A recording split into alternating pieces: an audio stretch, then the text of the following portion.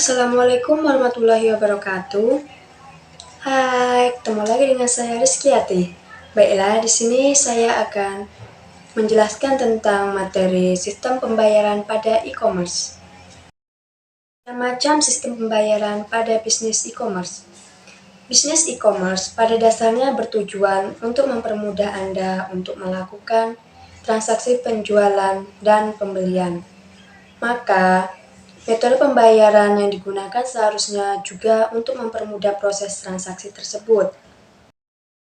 Sekian banyak jenis transaksi pembayaran pada bisnis e-commerce. Berikut ini adalah beberapa yang paling sering digunakan dan perlu Anda ketahui. Yang pertama yaitu pembayaran kartu kredit atau Visa, yang kedua transfer bank, yang ketiga debit Visa, yang keempat rekening bersama, yang kelima cash on delivery atau COD, yang keenam e-wallet, yang ketujuh tunai di gerai retail. Yang pertama yaitu pembayaran kartu kredit atau Visa. Pembayaran jenis ini adalah jenis yang paling umum dilakukan pada transaksi online.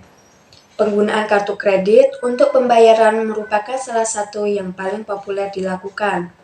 Karena kemudahan yang ditawarkan, pemegang kartu hanya diminta untuk memasukkan data kartu kredit, maka proses pembayaran secara otomatis akan dilakukan.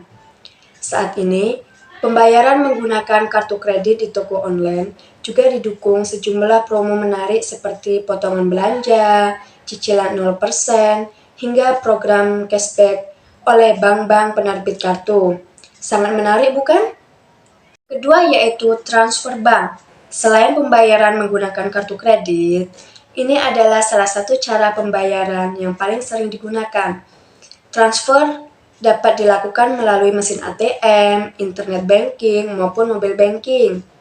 Walaupun mungkin metode pembayaran ini memerlukan proses yang lebih panjang, karena harus dilakukan secara manual, namun masih populer yang digunakan karena terhitung lebih aman.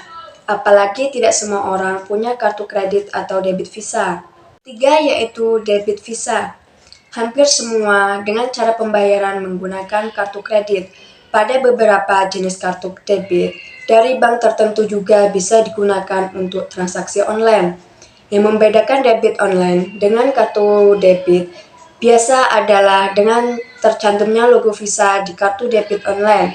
Fungsinya bisa menjadi kartu debit biasa dan bisa juga berubah menjadi alat pembayaran pada transaksi online. Contohnya yaitu kartu dari Genius. Cara penggunaannya yaitu sama seperti penggunaan kartu kredit, dengan memasukkan data yang tertera pada kartu, lalu pembayaran akan diproses secara otomatis. Bedanya, pemotongan biaya pada debit Visa dilakukan pada rekening tabungan langsung, sedangkan pada kartu kredit tagihan dibebankan sebagai hutang. 4 yaitu rekening bersama. Jenis pembayaran yang kian berkembang ini mempunyai tujuan untuk sama-sama melindungi penjual dan pembeli. Metode ini berkembang seiring dengan munculnya transaksi jual beli di marketplace online. Rekening bersama ini melibatkan pihak ketiga yang bertujuan untuk menahan dana sampai transaksi selesai dilakukan, dan barang sampai dari tangan penjual ke pembeli secara utuh. Saat barang sudah sampai, maka pembeli wajib melakukan konfirmasi agar dana segera dilepaskan kepada penjual. Yang kelima yaitu cash on delivery atau COD.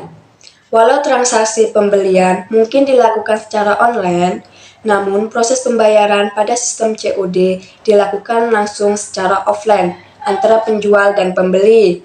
Jadi bisa dibilang proses ini menghilangkan unsur kemudahan yang menjadi poin utama dalam transaksi bisnis online. Namun, sistem ini masih kerap digunakan oleh mereka yang ingin bertransaksi dengan melihat produknya langsung sebelum memilih untuk membayarkan. Biasanya, proses pembelian juga terjadi lebih cepat dan biaya yang lebih mahal, karena tidak melalui proses pengiriman yang bisa memakan waktu 2-4 hari. Yang keenam yaitu e-wallet. Satu yang cukup berkembang saat ini adalah penggunaan dompet elektronik atau yang kita kenal dengan e-wallet. Walaupun masih ada keterbatasan, layanan pembayaran hanya di merchant tertentu yang bekerja sama.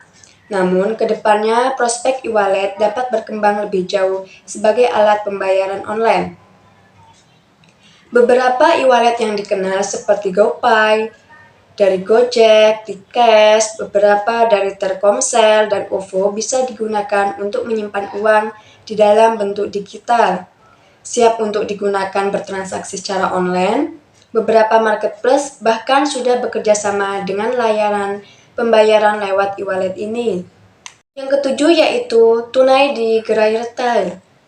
Bagi mereka yang tidak memiliki kartu kredit atau sulit mengakses mesin ATM dan tidak memiliki layanan internet banking, memilih pembayaran lewat gerai retail seperti Indomaret, Alfamart, Kantor Pos Indonesia, hingga JNE juga bisa dilakukan. Hal tersebut dilakukan karena tidak semua daerah dapat dengan mudah mengakses mesin ATM atau bank, tapi dapat dengan mudah menemukan gerai-gerai retail dengan jarak yang cukup terjangkau dari tempat tinggalnya.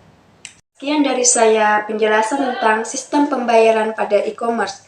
Lebih dan kurangnya saya mohon maaf. Wassalamualaikum warahmatullahi wabarakatuh. Sampai jumpa. Terima kasih.